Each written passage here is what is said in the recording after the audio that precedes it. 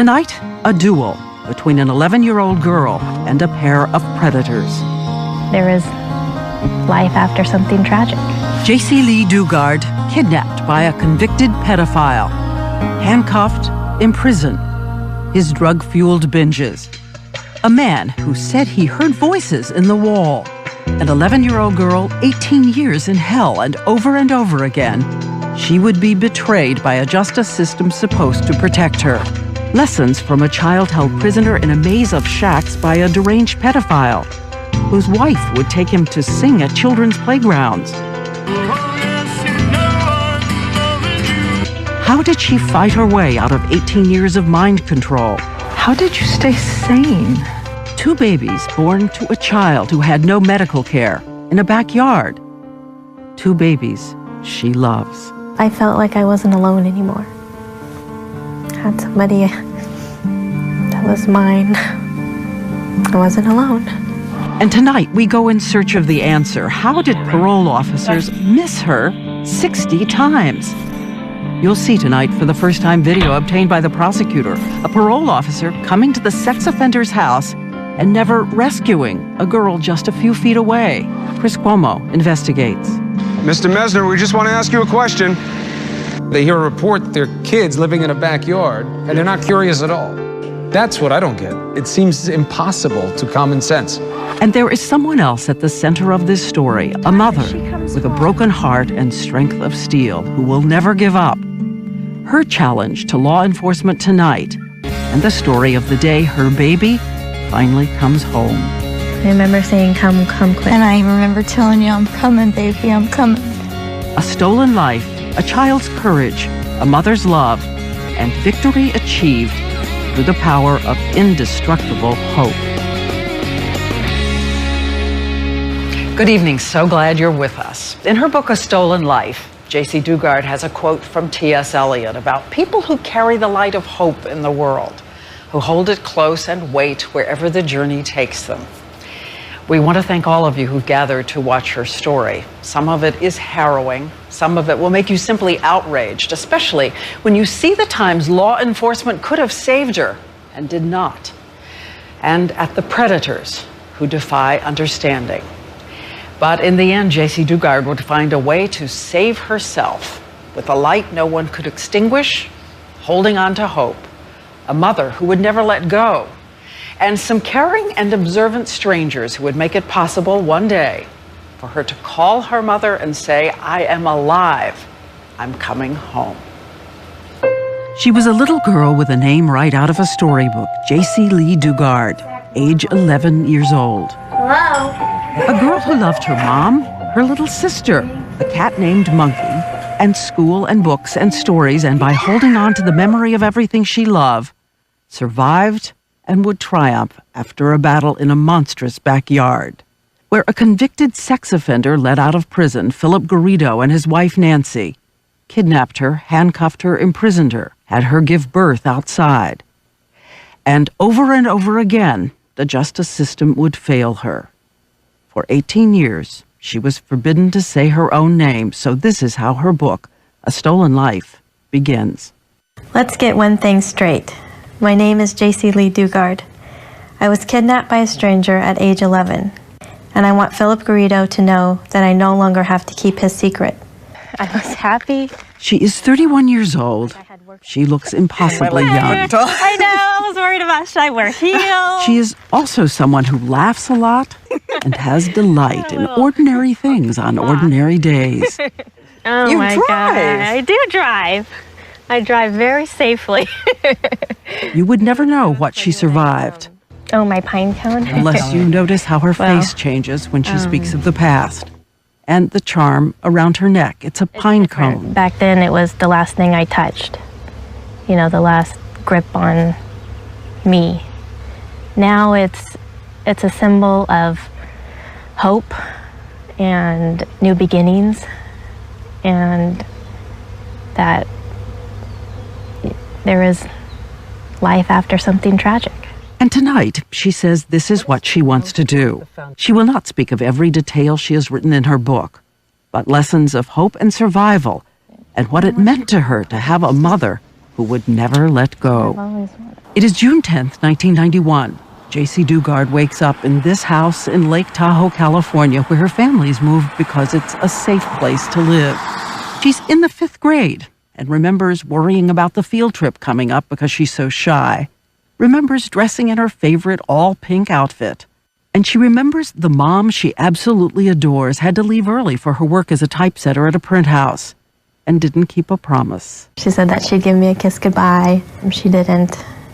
I wasn't mad. I just, thought I'd catch her when I got home, tell her, you got to give me a kiss next time, She also remembers there was something she had wanted to ask her mom. I wanted to ask my mom if I could shave for the field trip. Shave your legs? Yeah. Big question. Didn't want to be for her. embarrassed. Yeah. Didn't want to be embarrassed. So that was the big question on my mind. She walks up the hill from the house to catch the school bus, the way her mother taught her, looking out for traffic. Walked up the side of the hill. That was the safe way to go against traffic. And halfway up, my world changed in an instant. I thought, oh, somebody's looking for directions. A gray car pulls up. A man rolls down the window. Because what else would it be? And his hand shoots out, and I just feel numb. My whole body is tingly. I don't know what it's from. I fall back in the bushes. She had been paralyzed by a stun gun. I lost control of my bladder. I wasn't even embarrassed. No time to be embarrassed. On the ground, the sharp edges of a pine cone are the last things she touches before she comes to, face down, on the floor in the backseat of a car. I remember my throat felt very dry and scratchy and like I had been screaming, but I don't remember screaming. The man behind the wheel is Philip Garrido, a convicted sex offender, supposedly monitored by parole officers and doctors. Holding her down on the floor is his wife, Nancy. The district attorney believes Nancy scouted this little girl for her husband as a prize. Did they say anything? Did you hear anything? No, not at first. After we were driving for a while, I heard the driver say, I can't believe we got away with it. And he started laughing. I think I blacked out again or something. It was like the most horrible moment of your life times 10. 120 miles later, the car stops in front of this house on a neighborhood street. Garrido tells her to be quiet. I said, I think it's probably one of the only things I said was, my family doesn't have a lot of money, they can't pay the ransom. That's what I kidnap as ransom, right? Yeah. No. Not always. He is 40 years old, 6 feet 4 inches tall. She is 11, 4 feet 6, 80 pounds. He takes away the pink clothes she dressed in that morning. The only thing she has left is a little ring shaped like a butterfly. She will hide from him for 18 years. Blanket over her head, he walks her through a small area of grass toward a fence where an opening is concealed by a tarp.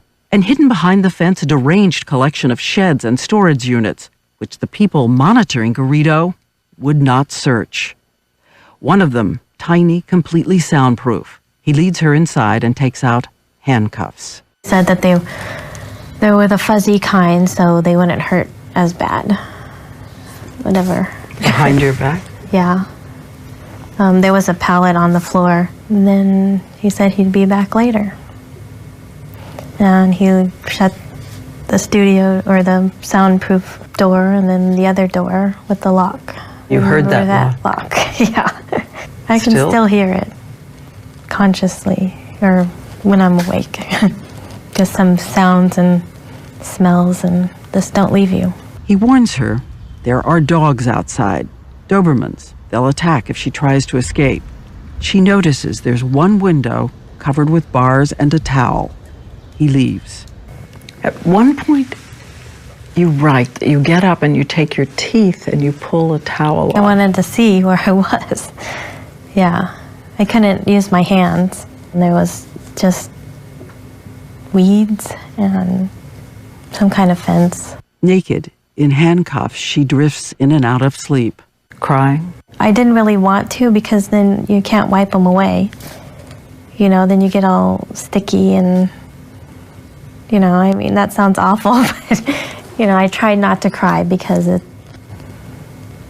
I couldn't wipe them away or, you know, and then they get itchy and... At one point, she made a note to remember the sound of the train so it would help her mom find her. And then later it was just listening to lawnmowers and airplanes, anything for human contact, I guess. I was so lonely. I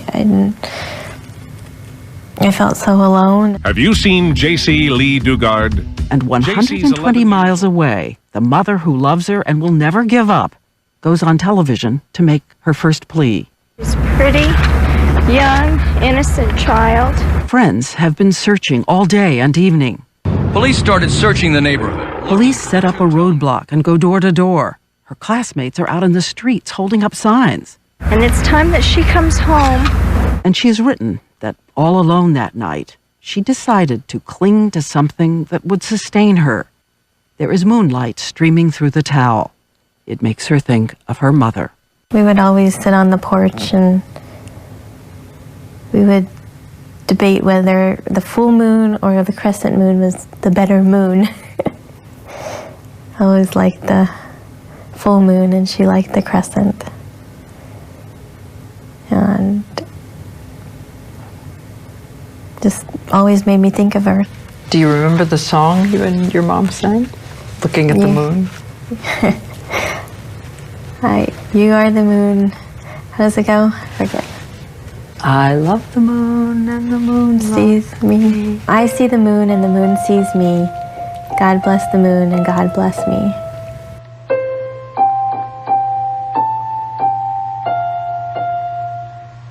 When we come back, a mother's search. You were always there. You never left me. Parole officers, doctors who miss what is in front of them. And the story Jaycee Dugard will tell for all the victims of sex abuse. A story she says is his shame, not hers. Can't steal anything else. Can't steal our love for each other. Couldn't take that away. And also ahead, the women who save her and the day she comes home.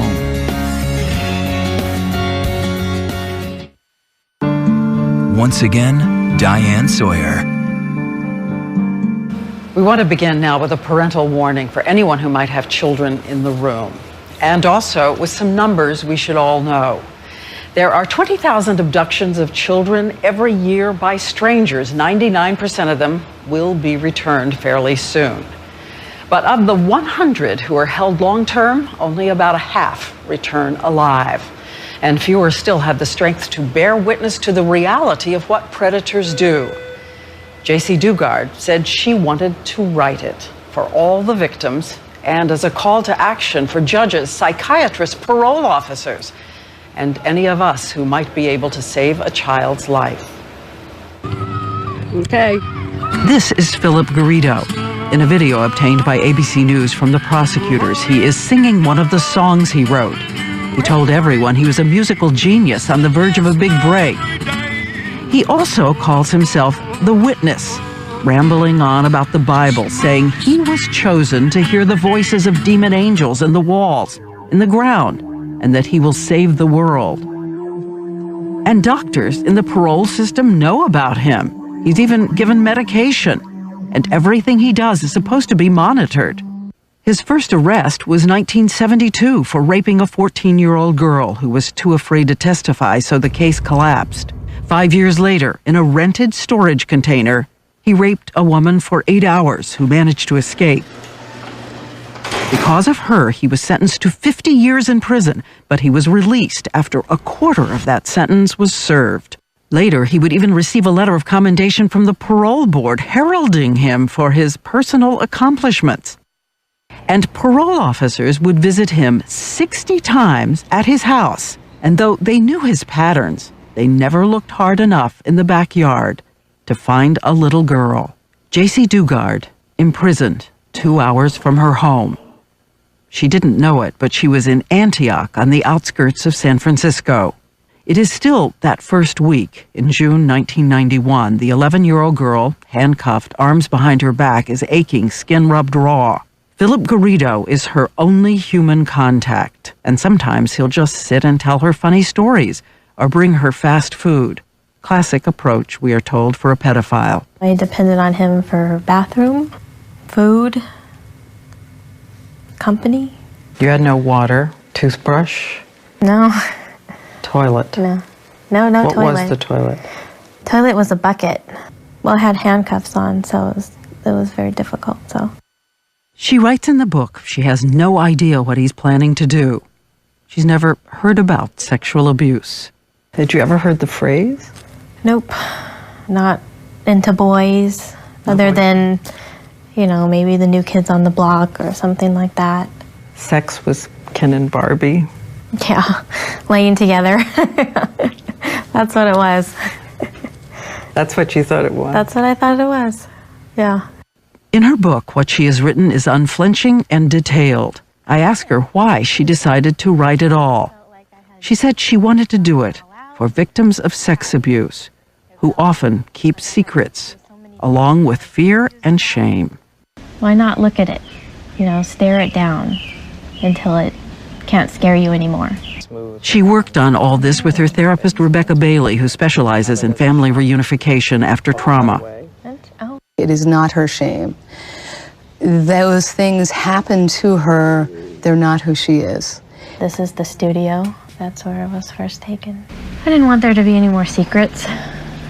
As we continue, we will not bring you all the details in the book. We said she should only say out loud what she wants to say. She tells us right after she's kidnapped, he forces her into a shower with him, and she's never seen an unclothed man. Again, she's just 11. It will be at the end of that first week that he brings her a milkshake.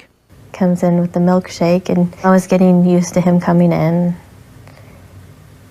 But he said things were going to be different This time. She is still in handcuffs the first time he rapes her. I remember crying, but they were silent. Just tears running down my face. She tells us she remembers seeing a trail of ants make their way toward the untouched milkshake. It will continue day after day. Before I ate meals, felt like every day. Like I said, time is hard to judge, but there's a switch that I had to shut off. Just go someplace else. Just went someplace else. At one point, he brings in a TV, though she can't see the news. She doesn't know. Her mother is now asking neighbors to keep their porch lights on in case she comes home. Lifts my spirit real high. I'm overwhelmed. This is more than I can ask for. Give me a light. This is going to bring her home. I know it. In the beginning, you could only see QVC. Yeah, I would fall asleep to the sound of jewelry being sold. And 250 in the white. This is a brand But at least it was and already very popular. talking. Those busy phones will say hello to Selena. And she tells us she thinks it was almost a month and a half later when Garrido takes her out of that soundproof storage unit into a room next door. Over here, the blue building. He tells her the demon angels, those voices he hears, had let him take her because she will help him with his sexual problems. And again, this is a convicted sex offender still in the care of court-mandated doctors. He had one appointment 3 days before he kidnapped Jaycee, and another appointment 4 days after. But he tells her society has ignored him, and that's why she is there. That's what I was here for. Yeah, that's why he got me. And if you do it, you would keep other little girls safe? Because yeah, it would he was protect... always, protect other people so he didn't have to go out and do this to anybody else. Did you believe that you were protecting other little girls? I think I did. I think on some level I did, yeah. He put that stun gun out on a table where she could see it. He got out equipment for drugs, and so began what he would call runs, drug-filled binges for days. In the book, she writes what he forced her to do. This is what she is comfortable telling us. Well, they were very long. Usually started out with, he would dress me up for hours because he was taking methamphetamines and speed. He called it speed. He would get focused on one thing for long periods of time.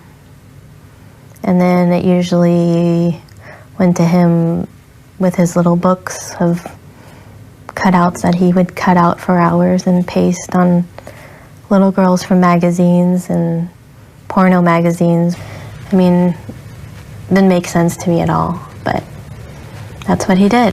And then sometimes he would make her listen for the voices, the ones he says he can hear in the walls. And when it's over, she says, he sobs. He would apologize and... That's the confusing part. Beg your forgiveness. Tell me what an awful man he was. You know, and here I am trying to... feeling, you know, hurting, because it hurt, you know, wanting it to stop. And I have to comfort him. After the tears, to keep her compliant, more threats. Once he said he'd sell her to people who would lock her in a cage. She said she was shaking. He would come up with the unknown that would always be more terrifying than what I knew. After, you know, I got used to the, I don't know if you ever get used to that, but you can get used to things. Once I got used to that, it would be the unknown thing that was more terrifying than actually keeping with the runs and doing something that was, at least I knew what was going to happen. It's when he would invent new things and all night long you would think that's what he was going to do to you. I begged him, you know, I'll do it better, you know, I'll be good, because it was the unknown that was terrifying. Did you think it was going to be the rest of your life? It sounded like it. And as the first month passes, remember, there's no way she can run. The handcuffs, the bolted doors, the dogs outside. There was not a day that I didn't cry. I felt like there would never, ever be a day that I wouldn't cry again. And then, after a while, I told myself I can't cry anymore. What's the most haunting memory? That lock, hearing the lock. I know I said that earlier, but for some reason that... And the bed, it was a squeaky bed. Squeaky pull-out bed. I guess the noise, the sounds. It's weird what sticks in your head, but sounds. How did you stay sane? I don't know. I was still alive. There was still hope. Still hope. I'm trying to imagine how you are coping. I'm trying to imagine. I don't know. I can't imagine being beaten to death, you know.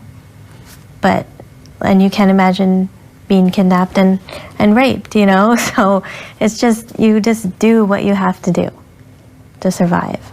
And again, she says she is telling her story so that the thousands of other survivors of sexual abuse know that survival is your strength, not your shame.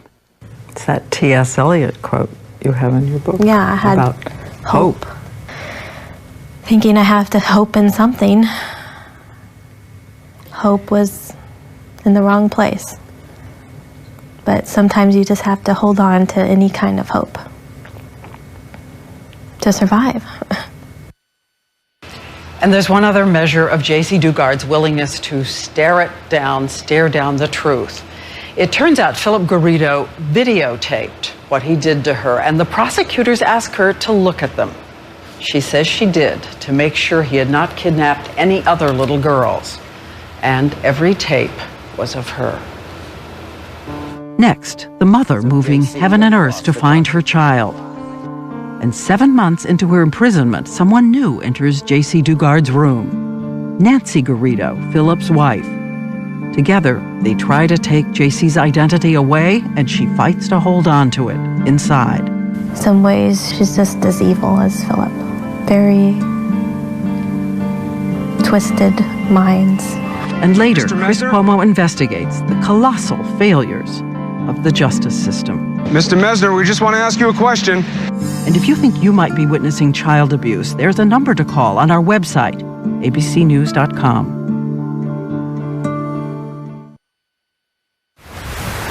As we resume, 7 months have now passed since Jaycee Dugard was taken from her mother, her sister, her life. That field trip she worried about, long over. Her 5th grade classmates have now graduated elementary school. Her mother is still pleading with everyone to keep on searching for her. She is coming home. That gives me a lot of hope, a lot of optimism. Somebody's, feeding me dreams for a reason. And by the way, her biological father had left the family, was never in Jaycee's life. There was a stepfather, but Jaycee was not close to him. 2 hours away, Jaycee is now being moved back and forth from the soundproof room to the larger room where she's handcuffed to the bed. Her only company, a spider, she names Bianca. Then one day, Garrido says there's someone he wants her to meet, and he wants them to be friends. She enters the picture. Yes. Nancy. Nancy Garrido is his wife. They had met in a visiting room at Leavenworth Prison. He, a prisoner there, she visiting her uncle. She, a Jehovah's Witness. He talked to her about the Bible. She was also in the car the day Jaycee Dugard was stun-gunned and kidnapped. She was the one who pinned the little girl to the floor with her legs. Now, she shows up bringing a purple bear and a Barbie doll and chocolate milk. I was so lonely. I craved any kind of attention. I wanted her to like me. Because I felt like if she doesn't like me, then I'm going to get in trouble. Jaycee remembers using the cartons from the chocolate milk to try to make furniture for her Barbie. Nancy starts bringing me meals. There's a TV over there, so I could watch TV as long as it was low. she told you she was sorry what they had done to you? Mm-hmm. She told me that she cried too. In some ways, she's just as manipulative because she would cry and say, I can't believe that he did this. I wish he would have got a headache that morning that he took you. And she knew everything.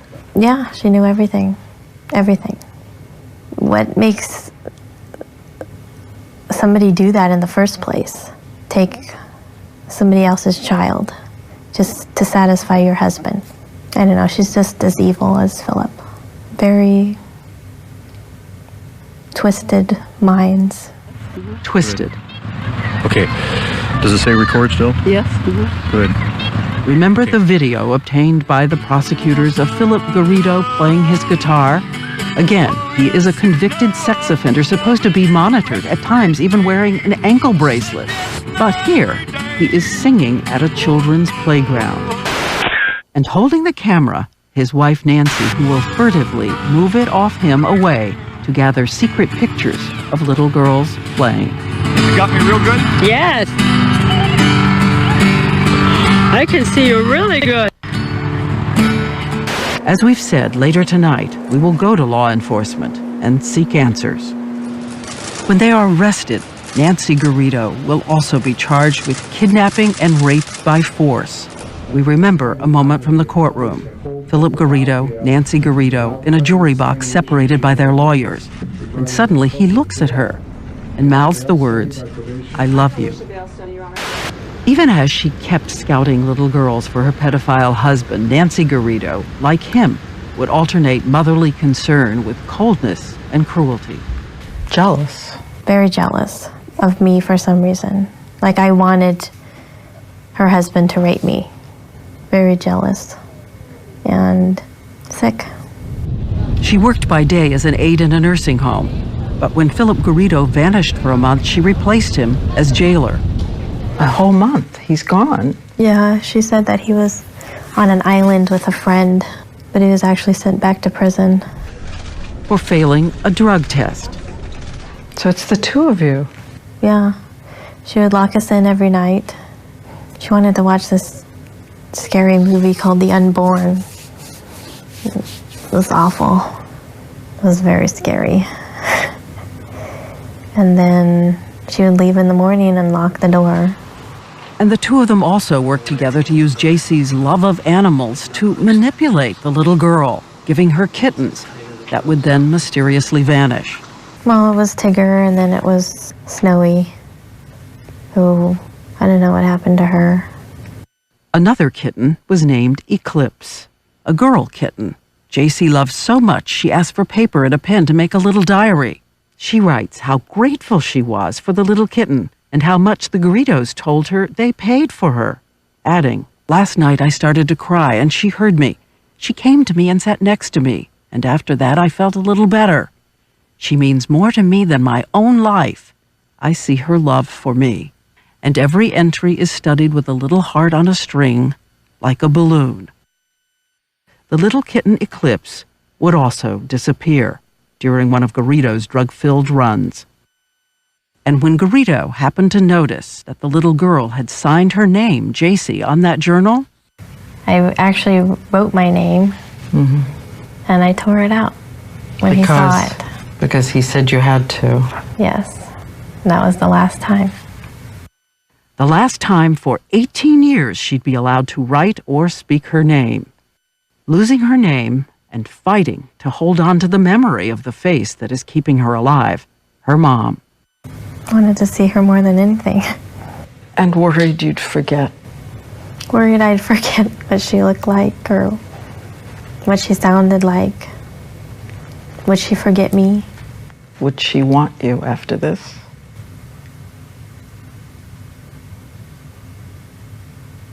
Yep.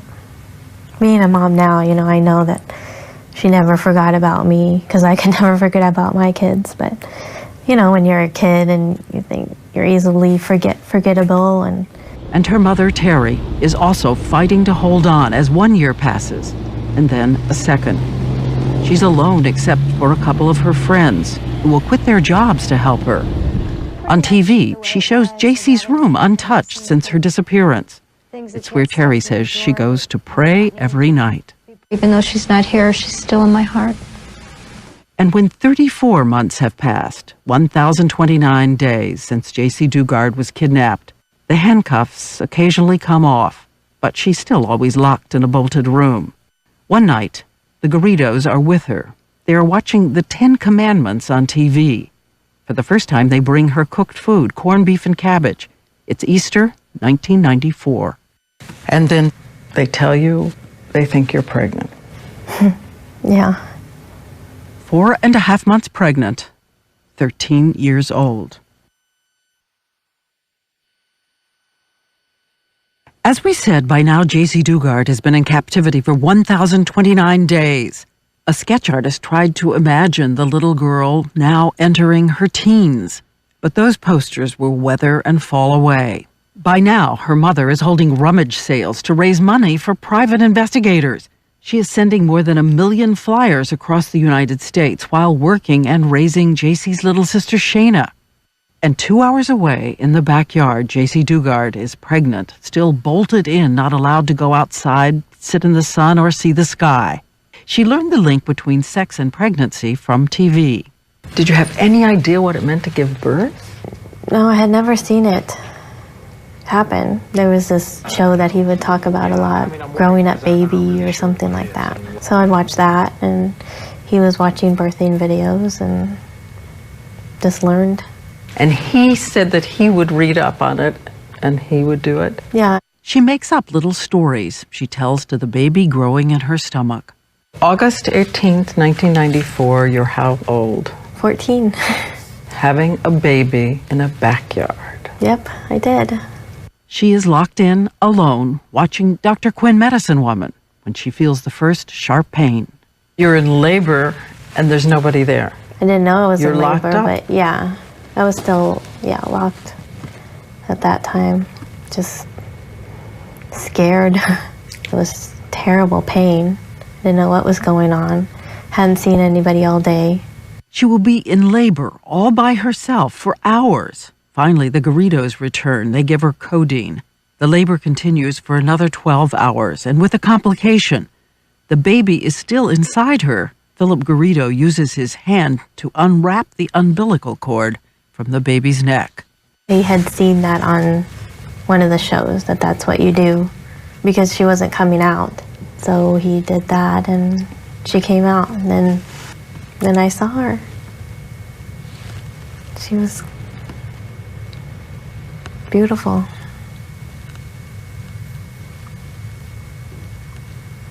I felt like I wasn't alone anymore.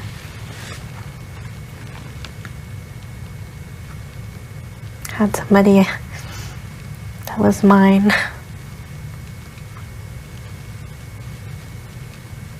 I wasn't alone. And I knew I could never let anything happen to her. I didn't know how I was going to do that, but I did. And when Garrido takes the baby, he held her in a chair and prayed that he would never hurt her. Was it your terror? Yeah, every day. 3 years later, another birth in the backyard. I have a second person to love and to love me, and maybe another little piece of my mom to hang on to. I wanted to see her more than anything.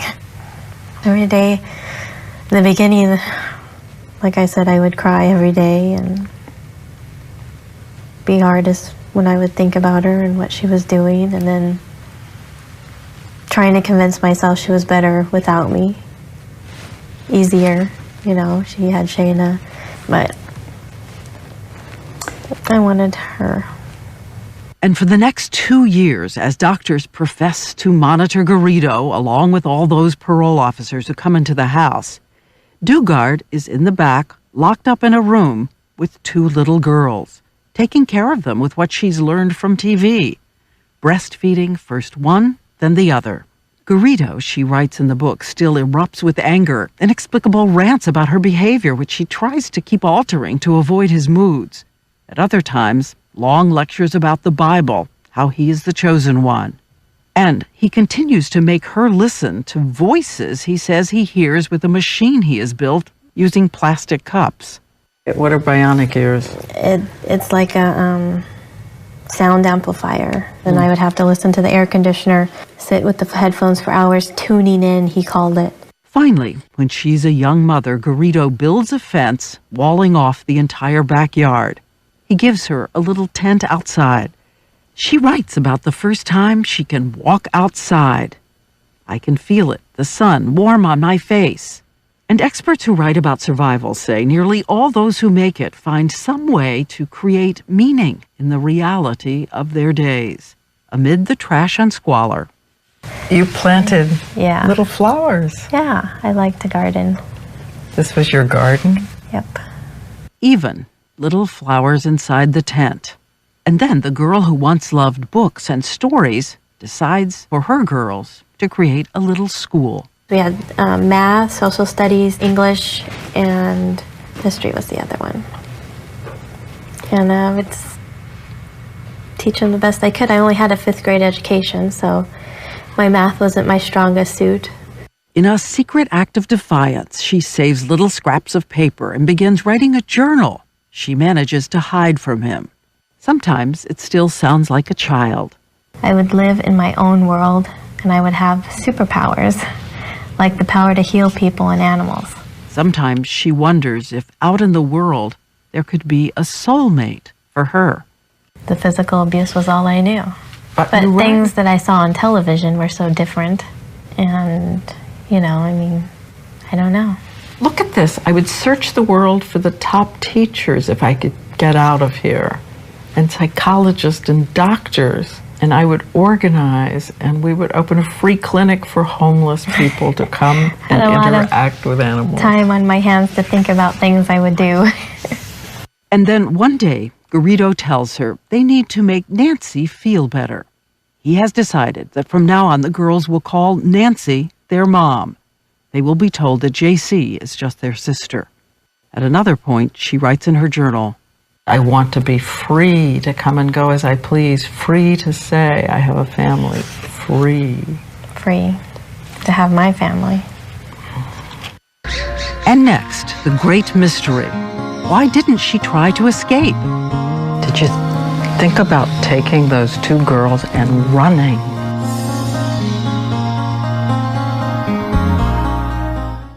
Why is this door locked? For the first time ever, you're seeing a video obtained by prosecutors of a parole officer going through the house of convicted sex offender Philip Garrido. The voice you hear is Nancy Garrido taunting the officer. What does a parole agent do for his parolee? Mr. Ma'am, you can come in the office and we'll discuss that. And what you should know is Jaycee Dugard is just 30 feet away. On another occasion, Garrido actually lets her into the house. She even has a casual exchange with a parole officer, not daring to say who she was. I actually talked to one of the agents, and the agent proceeded to give Philip his urine test and left. This made me feel like didn't really care. And as we said, 60 times parole officers will come to Garrido's house and not question what they are seeing. Even when a neighbor called 911 once and said she had seen girls in his yard, nothing was done. At another point, Garrido once had a court-mandated ankle bracelet. If officials had studied the data, which tracks exact movement, they would have seen this, a handful of blue dots in the house. But look at all those red dots. What was he doing all that time? In the yard. Chris Cuomo investigates their inaction later. And so more and more years go by, summers, fall, winter. Jaycee Dugard's little friends from the 5th grade are now entering college. She has been told to take a new name. Who were you? I was Alyssa. I liked the actor Alyssa Milano on Who's the Boss, and I couldn't be Jaycee, so I picked another name. And by 1999, the Garridos feel so confident no one will find her, they all go out to a kind of carnival called the Corn Fest. We got actual news photos of the crowd that day. She's 19, 40,000 people are there. Had any of them heard of her or seen the flyers? We pored over them, hoping she'd be there in plain sight. We didn't find her. And who were you inside when you would be out among people? Hiding. Afraid I'm going to make a mistake and do something wrong. And no one seemed to see you? No, nobody noticed. She said by then she'd gained weight and her blonde hair had turned brown. Did you know that there was an artist's attempt to imagine what you looked like? What do you think? I don't think it looks like me. Which brings us to one of the great mysteries of human behavior. If she was out in the world, why didn't she run? What was the psychological stun gun that paralyzed her action, even when the doors were unlocked? Classic manipulation, being responsible for everything from time to food to human companionship. And you see it over and over again. You do see it over and over again.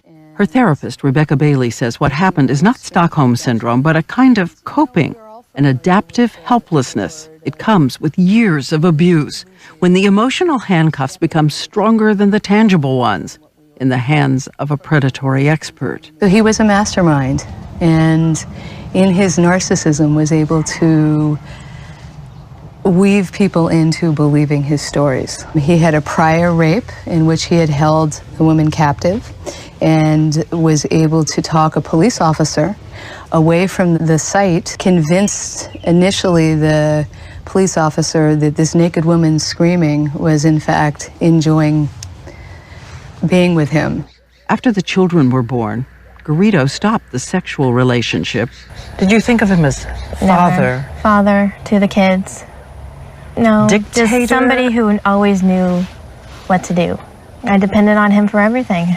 And it seems you can almost see something in her face when she tries to go back to that time, searching for reasons. Did you think about taking those two girls and running? I'm sure I did.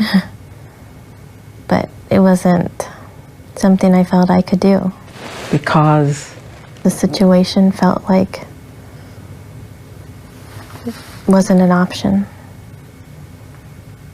I don't know how else to explain it. There was no leaving. What would it have taken for you to believe you could leave? I've asked myself that question many times. The mind manipulation, plus the physical abuse I suffered in the beginning. There was no leaving. Maybe if one of the girls were being hurt. And everyone who thinks that maternal impulse would just scoop them up to run doesn't. They were safe. I was being told that the outside world was dangerous. Ironically enough, filled with rapists and pedophiles. Yes, and pedophiles. I couldn't protect them out there.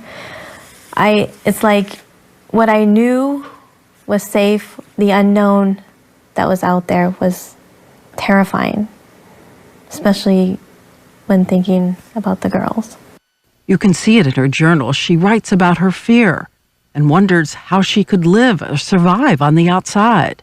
He helped her to believe he was the only person that she could be safe with. She had parole officers coming to the house. Right now I'm searching the house. And at some point, it's logical to assume you would say, does anybody even know that I'm here or even care that I'm here? And even when she is now in her 20s, Garrido has started a printing business. Jaycee is designing cards and invitation on a computer with internet. Her mother on her mind, her hands still unable to move. He said that the computer keeps track of all that stuff, and he could see that. A couple of clicks. A couple of clicks. But you never... I never did it. Something always held me back. It was like I still had those handcuffs on. Do you think you'll ever understand it? Why you didn't leave? I don't think so. In fact, after she was found, one of her first questions to her therapist was, is he crazy or am I? But the real miracle is that even as Jaycee Dugard was drowning in the undertow of Garrido and his control, she kept clinging fiercely to fading memories of mother, love, and hope. She kept her hope. I don't know how she did that. How did I keep my hope? How did she keep her hope? And look again at those little secret journals. She makes a list of dreams for the future. First thing on the list. See my mom. See my mom. And? Ride in a hot air balloon. Still ahead, the impossible happens. 2 campus cops do what an entire federal bureaucracy had failed to do. They will make the move that will catch 2 predators and save a life. Jaycee Dugard, after 18 years, is about to hear her mother's voice. I walked in. I'm so happy. I'm so happy. It has now been 18 years. Philip Garrido is increasingly taking his delusions public. He decides to go proselytize on the campus of UC Berkeley and take his daughters with him, thinking they'll draw more attention to his grandiose ideas. And there are 2 people who do pay attention. Who would have thought, after all the outrageous carelessness by law enforcement, 2 campus police women will be the gladiators who step in. At UC Berkeley, Philip Garrido is posting flyers about his wild religious beliefs all around the campus. With him, 2 young women who seem withdrawn, not happy. And after 18 years of law enforcement inertia, it would be campus police officers Lisa Campbell and Officer Allie Jacobs who say they simply didn't like what they saw. One of the main things with me was the concern for the girls from a mother's standpoint. They weren't giving me any kind of sign that they were in trouble, but yet I felt that they were. We knew that he was way out there, but we just didn't know what. We had no way of envisioning that it would be as big as it was. The 2 women engaged Garrido in conversation, pretending to be interested in his delusional rant, and as soon as they could, ran to check who he was. They discovered in horror he is a sex offender. And I'm thinking, he's on parole, he's huge, and he's got this record, this violent record. This is not going to be good. Mother's instinct, female intuition, and cops just plain doing their job. Just how incredible it is that they spoke up about something they thought was wrong. Even if they would have been wrong, they still spoke up. And they saved us. Something I couldn't do for myself. By this time, August 2009, Jaycee Dugard had long since stopped looking at the moon as she used to do with her mother. It was just too painful. But mysteriously, this night, for some reason, I looked up and the moon was just bright and beautiful. And 120 miles away, someone else has also grown 18 years older. 18 years of searching, suffering, struggling to hold on to hope. Jaycee Dugard's mother also looks up. I had gone to my second job and got home about 8:30, 9 o'clock, and I was tired and hungry and wore out. And I remember looking up at the moon, and then I said, okay, Jace, where are you? Where the hell are you? On August 26th, parole officers will summon Philip Garrido to come in. His family comes with him. But there's a problem. A frightened Dugard keeps sticking to the script Garrido has given her and keeps saying her name is Alyssa. The family is separated. The questioning continues. And surprisingly, late in the day, the first person to crack is Philip Garrido himself. For some reason, he confesses to kidnapping. It's not clear who. As he leaves, he first winks at her and then with dead eyes says, "Get a lawyer." And it's at this point a police officer takes her aside and asks her kindly, repeatedly, "Who are you? What's your name?" Here, from her book, is what happens next. She asked for my name again. I said I couldn't say it. I wasn't trying to be difficult. I told her I hadn't said it in 18 years. I told her I would write it down. And that's what I did. You are looking at the piece of paper on which Jaycee Dugard, shakily, finally, wrote the letters of her name. Jaycee Lee Dugard. It was, she says, like breaking an evil spell. Your name. My name. And it was like a piece of me came back. And the flame that had been extinguished immediately reignites. And they're like, "You can see your mom," and I'm like, I can see my mom? It was like a question to them, you know? I can? You're at the office, the phone rings. Unbelievable. Absolutely unbelievable. And then it was disbelief. I thought, no, you're joking. Don't do this to me. This is not funny. And I remember you shouting, "Oh, yeah. My daughter!" And I was crying, you know, when you're crying and you can't speak. I just said, "Come quick." I remember saying, come quick. And I remember telling you, "I'm coming, baby, I'm coming." And then I said something about having babies. I didn't mean I had babies. I meant I had babies. I didn't know what to say. It was like unbelievable. And when you heard she had daughters? Babies. Oh, I'm thinking, babies, okay. I can deal with this.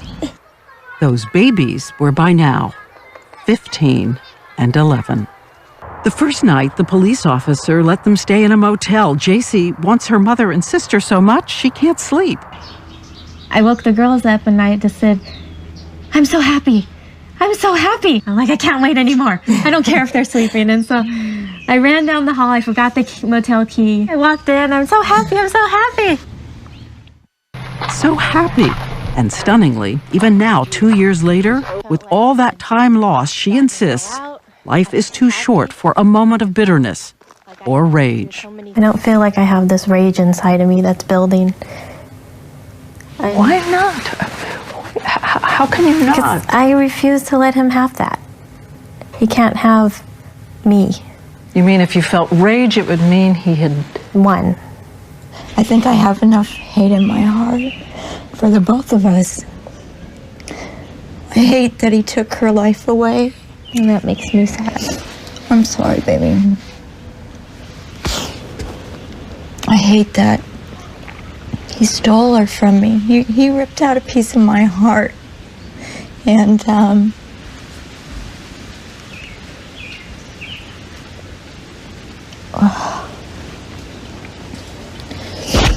he stole my baby. He stole your childhood. He stole your adolescence. He stole high school proms and pictures and memories and... But he didn't get all of me. No. Still to come, Jaycee Dugard's victory, her daughters, her plans for the future, and the things we can all learn from how she healed. And when we come back... They hear a report their kids living in a backyard, and they're not curious at all. It seems impossible to common sense. Chris Cuomo takes up a mother's challenge to track down those who let this happen and to see if anything has changed.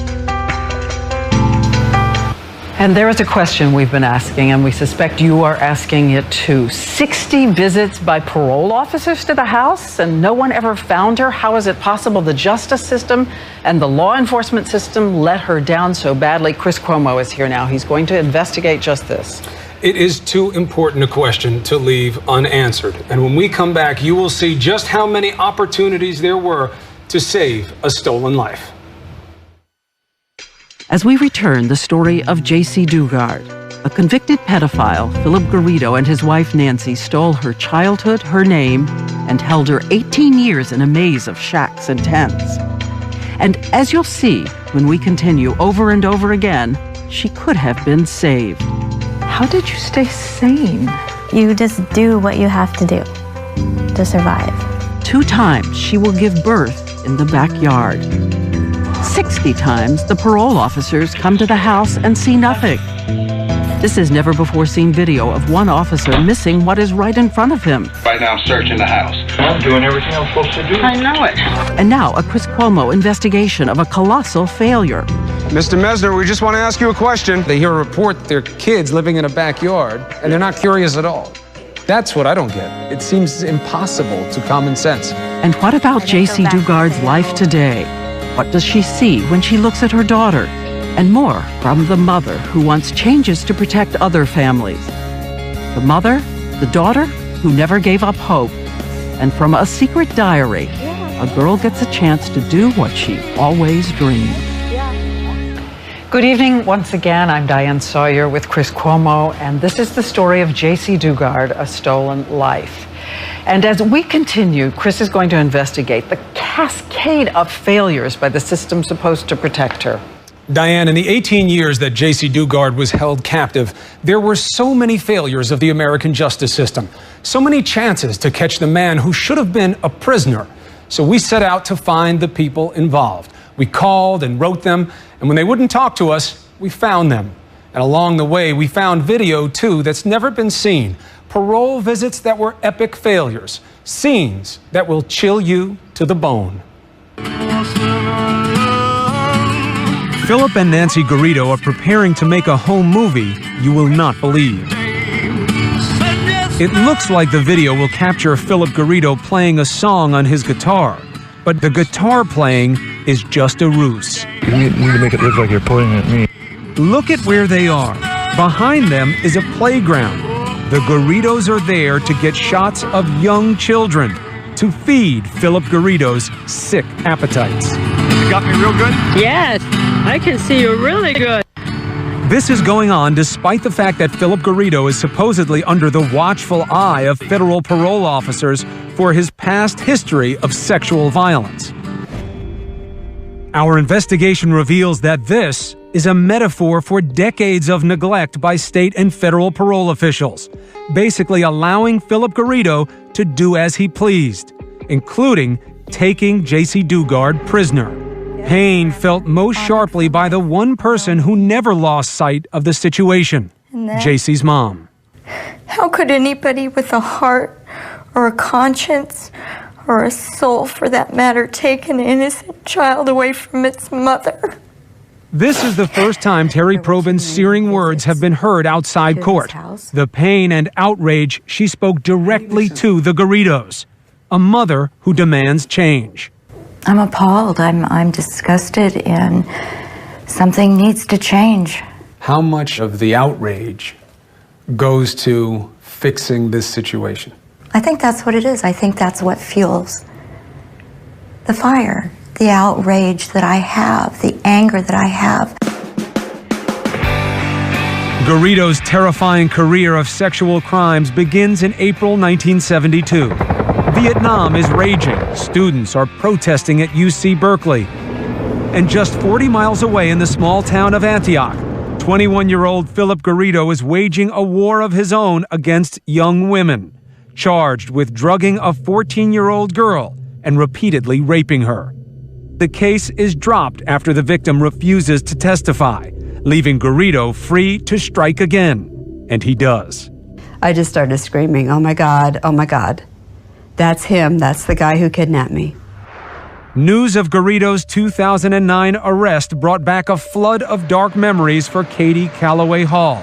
In November of 1976, Katie, then 25 years old, made the terrible mistake of giving a lift to Garrido outside South Lake Tahoe, California. What I saw was a very tall, slender, normal-looking white male. He didn't look like what I thought a rapist would look like, obviously. She was horribly wrong. Garrido hogtied and handcuffed Katie and drove her over 60 miles to Reno, Nevada, to a shed at this storage facility, where she says he repeatedly raped her over an 8-hour period. He had just kind of a faraway look in his eyes. He looked at me like I was an object. Katie was saved when a police officer on patrol noticed a broken lock on the shed and went inside to investigate. Garrido was soon sentenced to 50 years in federal prison for kidnapping and 5 years to life in Nevada for rape.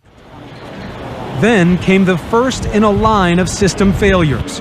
After serving just 11 of his 50-year sentence, Garrido is released after 2 parole examiners interview him for reportedly just 35 minutes. But Garrido wasn't a free man yet. He must serve his rape sentence in Nevada. But just 8 months later, a second failure. A Nevada parole board also decides to let Garrido out of prison. The reason? Not contributing to be a menace to the health, safety, and morals of society. These bizarre decisions were made decades ago. Our phone calls lead to dead ends or refusals to comment.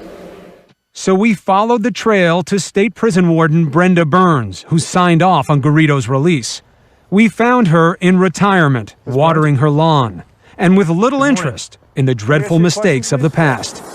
We want to know why you released Philip Garrido so early from prison. What the parole board does, they're the ones that release them, or their sentence term is finished, and that's what the situation is. Were you surprised when you heard that he kidnapped Jaycee Dugard? You know, I'm never surprised with the human nature, okay? August 1988. Garrido walks out of prison a free man, but he's now supposedly under intense federal supervision as a high-risk offender. Parole is supposed to be release conditioned on regular check-ins at home and the parole office. Federal officials actually tore Garrido's house in Antioch, discovering the hidden backyard with structures like this, eerily similar to the shed where he raped Katie Hall. Yet no alarms went off. Just a month after that visit, in June of 1991, Garrido kidnaps 11-year-old Jaycee Dugard outside her home in South Lake Tahoe, California, and stashes her in the backyard in that same shed. Years pass. Jaycee gives birth to Garrido's 2 daughters, and yet parole officers remain oblivious. To the former Inspector General of California who investigated what went wrong with Garrido's parole, this is outrageous. A federal parole agent had not only been in the backyard, but had been inside what Garrido was calling a soundstage or a soundproof room for recording. So they knew it was there, so the federal government knew. Then, in March 1999, another major failure. After just 11 years of supervision, federal probation officials again give Garrido a huge break, cutting short his parole for, of all things, good behavior. In this letter, senior U.S. probation officer Mark Mesner thanks Garrido for his cooperation over this period of supervision and hopes that he will continue to do well. Mr. Mesner? We pay Mesner a visit to find out why Garrido's federal parole was cut short, given his violent and unstable background. Mr. Mesner, we just want to ask you a question. Mesner drives off without answering our questions. Could the federal government really ignore a situation like this?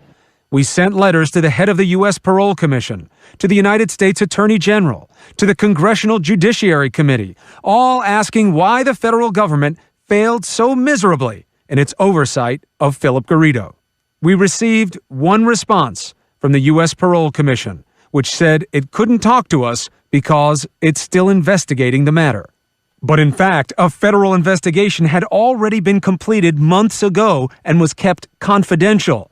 Fortunately, just this past Thursday, a U.S. district judge decided to release the report, which concluded Garrido's federal probation office did not follow commonly accepted supervision practices and had failed to adequately supervise Philip Garrido.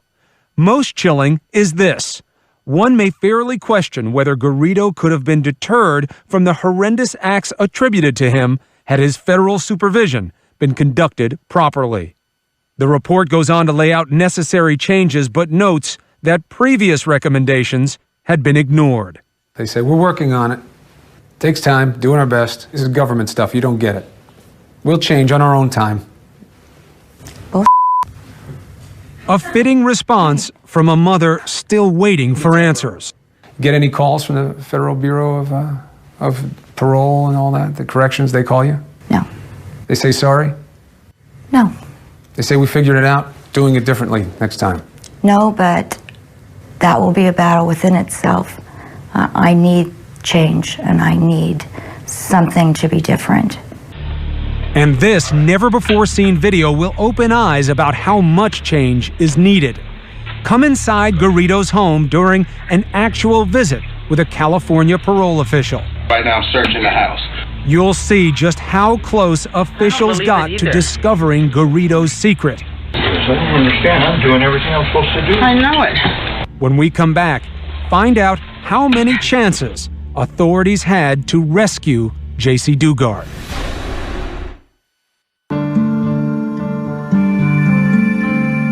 Okay, in this room here. This is video California parole officials don't want you to see. Philip Garrido, bare-chested and brazen, leading an officer as he checks out Garrido's house. The officer's face was blurred by authorities to protect the identity of one of the many who failed to see what was right in front of them. Okay, why is this door locked? Can you move that out and open the door? The video is being shot by Garrido's wife, Nancy, who is helping her husband manipulate the visiting officer. What does a parole agent do for his parolee? Ma'am, you can come in the office and we'll discuss that. The other day, at an appropriate time. The other right guy, now I'm doing a search.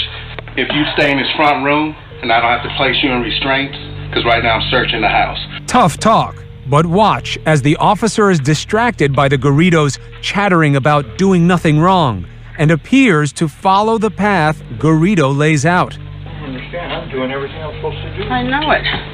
You got any further questions? Come into the office. We will I'll be in there between 8 and 5. All right, both of you guys can come in. Oh, he's an arrogant little guy, isn't he? The officer seems to want to escape the pestering and leaves. If he had just walked into the backyard, he could have found Jaycee and her two helpless children.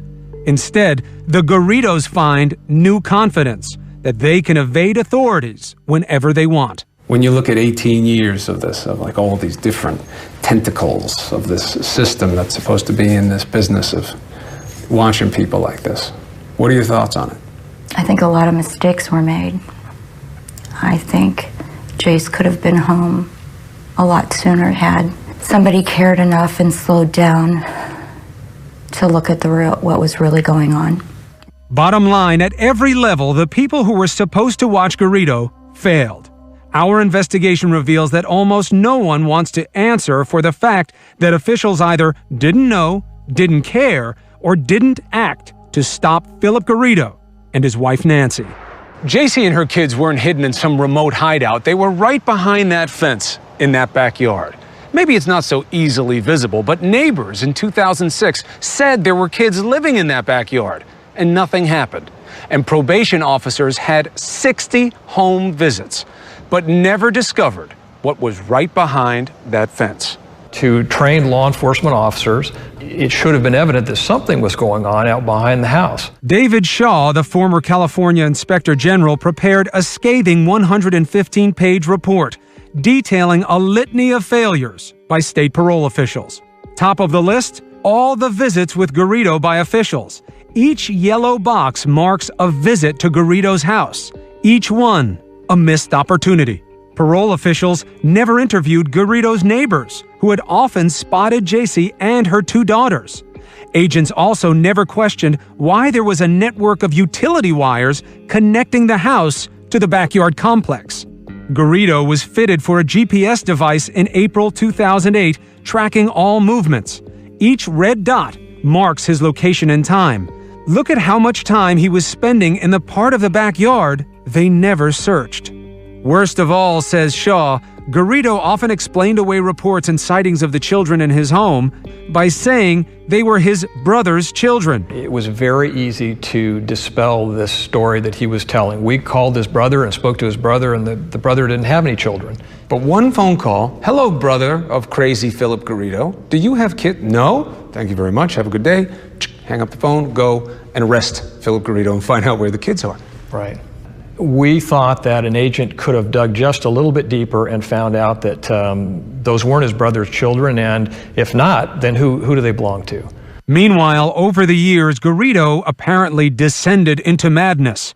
With wild ideas about hearing angels, he even developed a device to channel God's voice.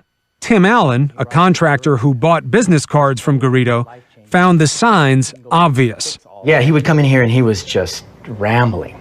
I would tell the girls, hey, when you see Philip come in, tell him I'm not here. Does it surprise you that they didn't pick up on what was going on with him?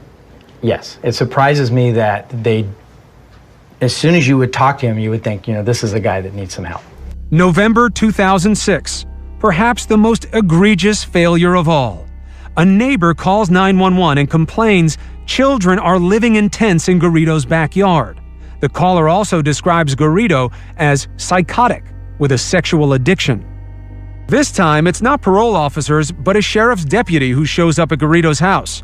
But after a brief chat, the deputy turns and leaves, never even bothering to check out the backyard, despite the neighbor's complaint. We asked then Sheriff Warren Roop what went wrong. Here, they hear a report that there are kids living in a backyard, and they're not curious at all. Yes. That's the whole reason he's there, is to look for kids in the backyard. This comes back to, human flaw, pilot error. I am of the opinion that he should have had the professional curiosity to push beyond just a conversation on the front porch. But how did he explain? You talked to this person, right? I did not talk to this person, no. As the sheriff, you never talked to your deputy about this? I did not talk to this person. Where was your professional curiosity, Sheriff? When you knew that this was your deputy, why didn't you say, I want to talk to this guy. I want to find out what was going on in his head that he didn't think to go into the backyard? Those questions were asked. I mean, the fact that I did not personally talk to him is not, nor should not be seen as a lack of interest or a lack of curiosity. But in fact, it is symptomatic of the neglect that contributed to Jaycee Dugard's 18-year nightmare. In no small irony, the officers who helped capture Garrido had nothing to do with his probation. 2 suspicious UC Berkeley campus officers checked up on Garrido after seeing him on campus with his 2 daughters. And that led to his arrest and Jaycee's rescue. All of the forces that came together worked together for the good, and the result was that we found Jaycee 18 years later with her daughters alive. Most importantly on that day was a curiosity that was uncommon in the case of Philip Garrido. The curiosity that it bothered you that the way he was and with these girls didn't work. I think that it comes down to life experience, having that woman's intuition, mother's intuition, work experience, life experience, being in the right place at the right time and having all those things is what, made this a happy ending. Today we are joined by our... Incredibly, after the arrest, California parole officials held a press conference to give themselves credit for cracking the case. Very proud today to report the Department of Corrections and Rehabilitation's parole division for their work in solving the 18-year-old mystery of the disappearance of Jaycee Lee Dugard. These officials declined requests to sit in the chair and answer our questions. However, the former Inspector General's report painted a very different picture of their actions, an abject failure that demanded not celebration, but major reform in California's parole system.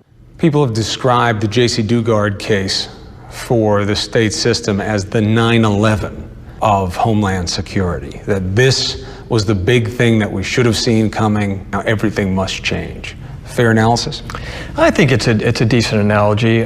Clearly, it woke everyone up in the system that something like this could go on with an offender who I think largely we had ignored in law enforcement. In the wake of the Dugard case, California says changes have been made in line with Shaw's report, such as criminal background information being available to all law enforcement and specific training for how to check thoroughly on all sex offenders. The state also paid $20 million to the Dugard family to settle a claim that it had failed to properly supervise Garrido.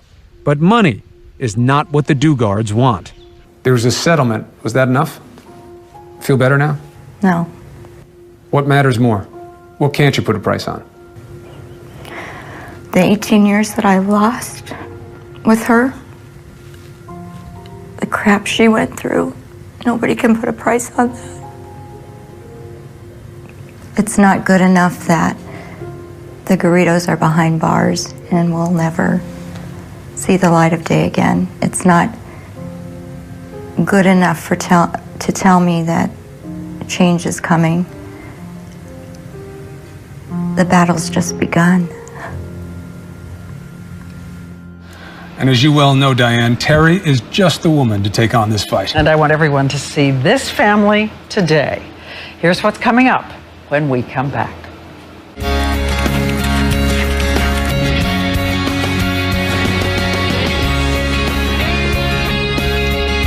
You excited?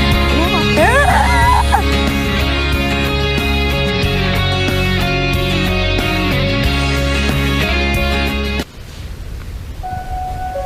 Jaycee Dugard says you can redeem 18 years of stolen life and return from a chamber of horrors for body and mind. 2 years after her return, she says she knows it's better to laugh and cry than only cry. And as we said, she loves that it was her little sister Shayna, now 21, who had to teach her how to drive. So tell me about learning to drive. Oh You my drive. God, I do drive. I drive very safely.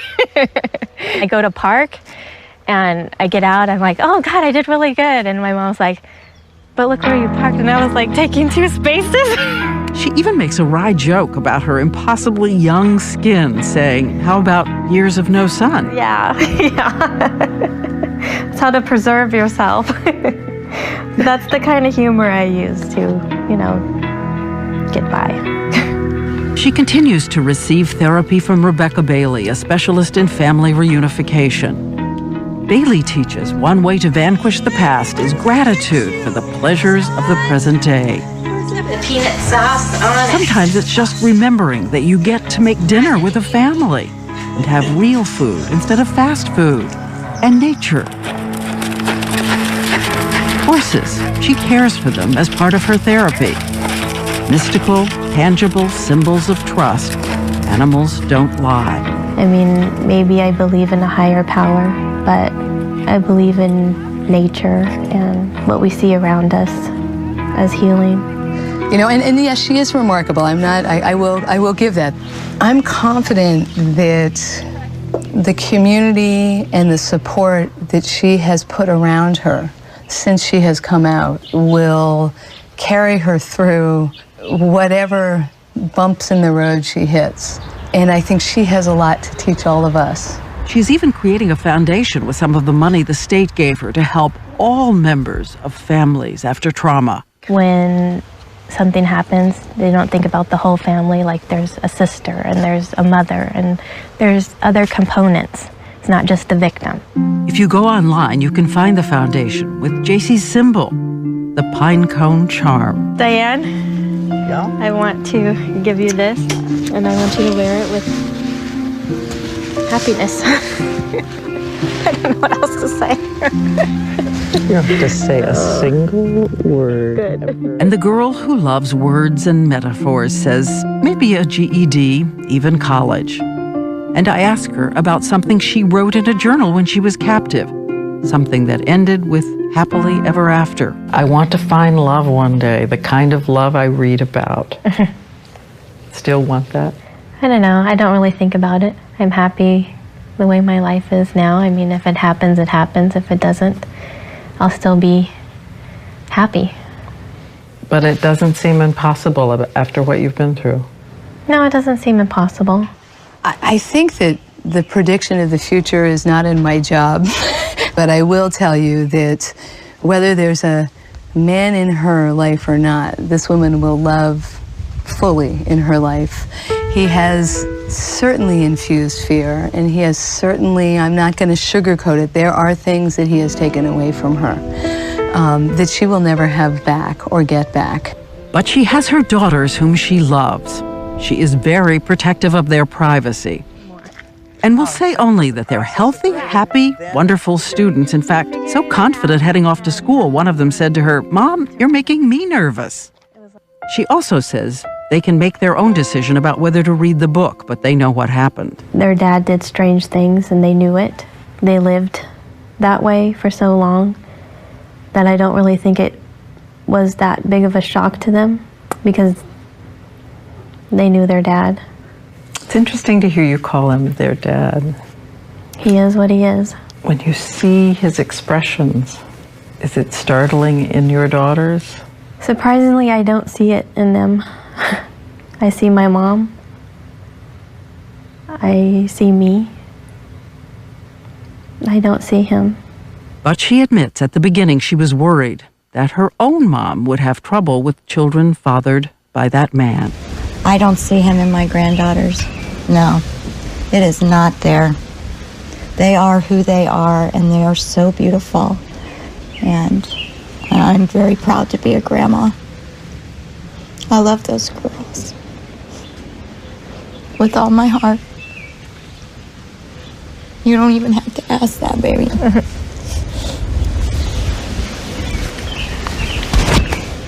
No, they're mine. And where are the Garridos? They pled guilty. Nancy Garrido sentenced to 34 years. Jaycee Dugard went to see her, was unmoved by her tears, and closed the door on her forever. And as we said, Philip Garrido was sentenced to 431 years. He sits on the same prison row as Charles Manson, in isolation in a tiny cell with a window covered with bars. If he is watching this, if he sees this, is there anything more either of you wants to say to him? Can't steal anything else.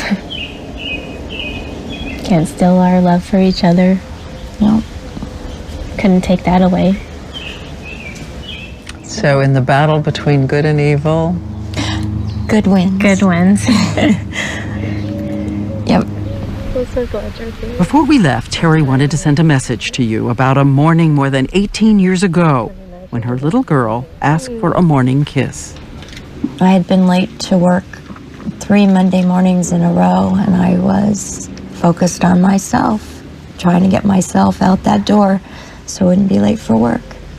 And I chose not to go in and kiss my girls goodbye that morning, wanting to be on time. And for 18 years, I kicked myself for not kissing that baby goodbye. How could you have known, though? You can't beat yourself up about that. No. But it's a good lesson. You know, take a minute for your kids. Do that extra thing that may be an inconvenience to you, but is important to them. I am so lucky and blessed for all the wonderful things that I do have. Life is too short to think about all the things you don't have. I had my girls to give me strength and my cats to keep me warm at night, and perhaps deep inside, the dim hope of seeing my mom again. Even if it is just one thing or person you have to be thankful for, that is enough. Are you excited? Yeah. Are you scared? Yeah. And out of her journals in captivity, that list of impossible dreams, her final words: live each day to the fullest, whatever life brings you.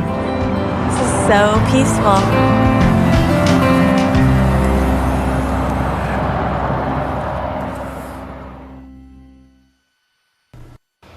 Once again, so glad you watched tonight, and we hope it's a wonderful week for you and all in your family. And Jaycee, thank you. As promised, here it is. Good night.